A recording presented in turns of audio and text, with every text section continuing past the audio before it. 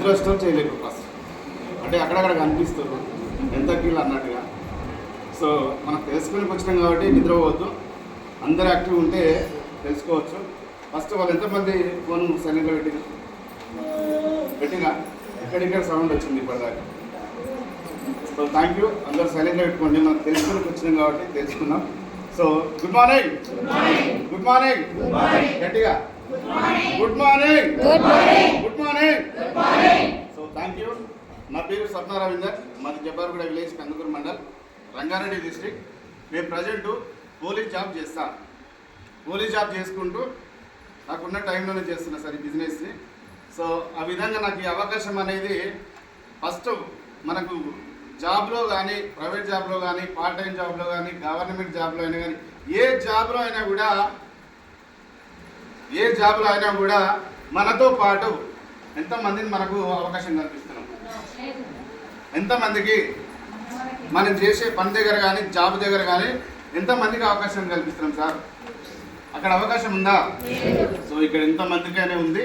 అదేవిధంగా 12-13 లక్షలు తీసుకునే పాండి సారు, బాలన్ సింగ్ సారు, నేను రాత్రి మాట్లాడిన జూన్లో మాట్లాడిన Ankit sir, Ravikanth deputy MRO Ravikanth sir, Jagan sir, వీళ్ళందరం కూడా ఒకటే కాలేజీలో చదువుకున్నాం. ఆ ఒకటే కాలేజీలో చదువుకున్నాం. అయినా కూడా పాండి సార్ నాకు అన్న ఒక అవకాశం ఉంది తెలుసుకో అని చెప్తే విల్లేదు సార్. గుడ్ మార్నింగ్ అక్క, జర యాక్టివ్ ఉండండి, నిద్రపోతుంది.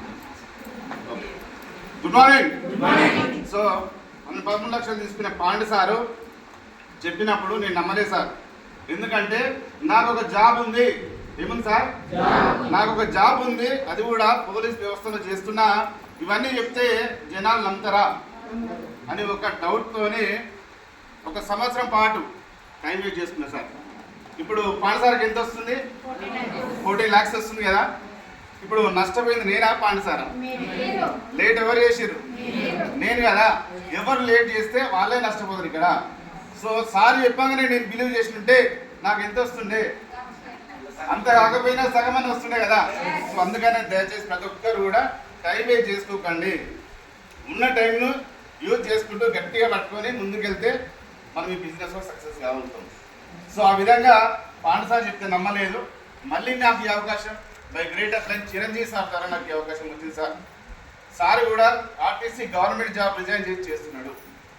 సో సార్ ఒక షాప్ దగ్గర వెయిట్ లాస్ గురించి, తగ్గడానికి వెయిట్ లాస్ గురించి ఒక షాప్ దగ్గర చెప్తుంటే సార్కి నేను కలిసి, సార్ ఇది ఏంటనంటే నేను గవర్నమెంట్ జాబ్ పనిచేసిన, ఆర్టీసీ పనిచేసి ఒక ఎస్టీలో చేస్తున్నా, ఇక్కడ నాకు బాస్ లేడు, టైం లేదు, టార్గెట్ లేదు, నాకున్న టైంలోనే చేసుకుంటున్నా, చాలా బాగుందని చెప్పింది సార్.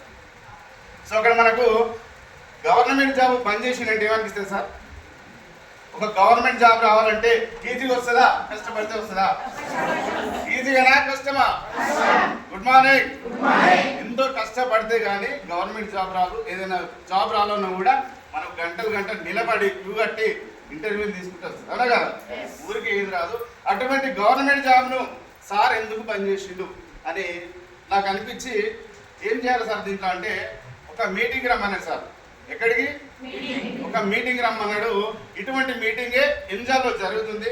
ఎంజాల్ మీటింగ్కి వెళ్ళే సార్. సో అక్కడ వెళ్ళాక చాలా మంది ఇట్లా వచ్చారు. నేను ముందు లైన్లో కూర్చున్నా, తెలుసుకుందామని పోయినాం కాబట్టి. సో అక్కడ చాలా మంది లీడర్స్ మాట్లాడుతున్నారు. అంటే ఒక్కొక్క హోదా నుంచి వచ్చి మాట్లాడుతున్నాం, ఒక హౌస్ వైఫ్ నుంచి వచ్చిన అని అర్చన మేడం మాట్లాడుతుంది. అంటే నాకు ఏమనిపించింది, అప్పుడు ఒక హౌస్ వైఫ్ ఉన్నా కూడా చేసుకోవచ్చా అని ఒక క్లారిటీ వచ్చింది. తర్వాత మన గ్రేట్ లీడర్ బీబీ మేడం 2వ తరగతి చదివిన నేను 80,000 తీసుకుంటాను చెప్పింది. సో ఏమనిపిస్తుంది సార్? 2వ తరగతి చదివిన వాళ్ళకు ఎక్కడైనా 80,000 వచ్చే అవకాశం ఉందా? Good morning. అవకాశం ఉందా? సో అక్కడ కూడా నాకు అనిపించింది నిజంగా ఈ 2వ తరగతి చదివిన ఆయమ్మ మేడంకి 80 వస్తుంది, మరి నేనెందుకు చేయొద్దు అని ఒక క్లారిటీ తీసుకుంది సార్. తీసుకొని మళ్ళీ మీటింగ్ కంటిన్యూ అవుతా ఉంది. పాండి సారు లాస్ట్కి వచ్చి ఇన్కమ్ ప్లాన్ చెప్తుండు. చెప్పి 1,00,000 ఎట్లా వస్తుందని ఇన్కమ్ ప్లాన్ చెప్పినప్పుడు నా క్లాస్మేటే కదా అని చెప్పేసి నేను ఒక ఉద్దేశంతో అన్న నాకు 1,00,000 కావాలి అని అడిగినా సార్. వస్తుందా? Good morning. అడగగానే వస్తుందా సార్? పోగానే వస్తుందా? పుట్టగానే పెరుగుతామా? దేనికైనా టైం కావాలి. ఒక వరి చేను పంట వేసినా కూడా టైం పడుతుంది, అవునా కదా? సో అట్లా పాండు సార్ నాకు ఏమన్నాడంటే, అన్న నువ్వు ఇప్పుడే కదా వచ్చినావు, ఏబిసిడీలు తెలుసుకో, తర్వాత నీకు జెడ్ తెలుస్తుంది అని చెప్పింది సార్. గుడ్ మార్నింగ్ అంటే అక్కడ నేను ఫీల్ అవ్వలేదు, నా క్లాస్మేటే కదా నాకు ఏబిసిడీలు నేర్చుకోమంటుండు అని చెప్పేసి నేను ఫీల్ అవ్వాలి. అక్కడ ఇదేందో తెలుసుకోవాలి, ఈ బిజినెస్ ఏందో తెలుసుకోవాలని ఒక పట్టుదలతో నిలబడే సార్. ఆ రోజు మా సార్కి ఐడి పంపించిన, ఆధార్ కార్డు పంపించిన. సో ఇప్పుడు చాలా మంది ఆధార్ కార్డు పంపించమంటే ఏమంటారు సార్, పైసలు పోతాయేమో, ఉన్న ఎకరా ముందుకుంటారేమో, అవునా? ఇస్తురా? ఇస్తలేరు. ఆ ఐడి కార్డు ఎందుకంటే మనం స్కూల్లోకి వెళ్ళినప్పుడు అటెండెన్స్ తీసుకుంటారు సార్, అవునా కదా? ఎందుకు తీసుకుంటారు?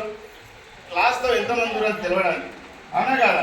మన వెస్టీలో కూడా ఎంతమంది అని తెలవడానికి ఒక ఐడి ప్రూఫ్ గురించే ఆధార్ కార్డు, డ్రైవింగ్ లైసెన్స్, మన ఏమంటారు ఓటర్ ఐడి. సో ఈ విధంగా ఒక ఐడి ఇవ్వమంటే చాలా మంది సందేహిస్తారు. తప్పు వాళ్ళది కాదు, ఎందుకంటే వాళ్ళకి తెలియక, అవునా కదా? సో వాళ్ళకి తెలిసేటట్టు ఎక్స్ప్లెయిన్ చేస్తే అందరు వస్తారు. సో ఇంకోటి చెప్తున్నా సార్, ఎక్కడైనా మోసాలు చేస్తే, ఎవరన్నా ఇబ్బంది పెడితే పోలీసులు ఏం చేస్తారు సార్? గట్టిగా చెప్పు, చెప్పేది ఎక్కడ పోతారు? పోలీస్ స్టేషన్ తీసుకుని అరెస్ట్ చేస్తాం, అవునా కదా? సో మరి అటువంటి డిపార్ట్మెంట్ వచ్చి చేస్తున్నప్పుడు ఇంకెందుకు సార్ డౌట్, అవునా కదా? ఇలా పోలీసులే కాదు, డాక్టర్లు ఉన్నారు, లాయర్లు ఉన్నారు, మన ప్రొఫెసర్ సార్ అటువంటి హోదాలో ఉన్న వాళ్ళు ఉన్నారు. కానీ చిన్న 10,000కు 20,000కు 30,000 ఉన్న వాళ్ళు చాలా బిజీ అంటారు సార్, అవునా కదా? ఎందుకంటే కాన్సెప్ట్ ఏందో తెలియదు, అవునా కదా? సో అట్లా జనాలకు మనం అర్థమయ్యేటట్టు చెప్తే అందరూ వస్తారు. ఇంకోటి ఏంటంటే, మన ఇంట్లో కానీ మన ఫ్యామిలీ మెంబర్స్లో కానీ జాబ్ కొట్టు, మంచి చదువుకో, జాబ్ కొట్టు, మంచి చదువుకో, జాబ్ కొట్టు, జాబ్ కొడితే నీకు ఒక ఫ్యూచర్ వస్తుంది, ఒక మంచి పేరు వస్తుంది అని చెప్తారు, అవునా కదా? గుడ్ మార్నింగ్, అవునా కాదా? సో ఎందుకంటారంటే మంచి చదువుకుని జాబ్ కొడితే ఒక మంచి పేరు వస్తుందని చెప్తారు. ఓకే, నీకు కాదనట్లేదు. ఉద్యోగంలో జీతం వస్తుంది సార్, నెలకి జీతం వస్తుంది, కానీ జీవితం మారదు, అవునా కాదా? 20,000, 30,000, 40,000 వస్తున్నాయి. మనకు నెలకు వచ్చేసరికి 1వ తారీఖు వస్తుంది, 5వ తారీఖు అయిపోతుంది. సో మరి నెలంతా గడవాలంటే మళ్ళీ అప్పు చేయాలా లేదా? సో అదే విధంగా కంటిన్యూ అవుతుంది.